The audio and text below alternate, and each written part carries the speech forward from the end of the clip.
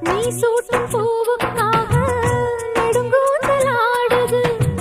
நீ வைக்கும் பொட்டுக்காக நடுநெத்தி வாடுது.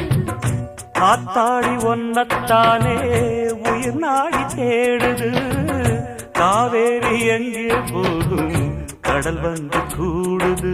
அந்திப் பொழுதில் தென்னங்கிளையில் தென்றல் கூத்தாட மையை எழுதி மஞ்சள் குருவி கையை கோத்தாட அடங்காத ஆசை கொண்டு நானும் போராட.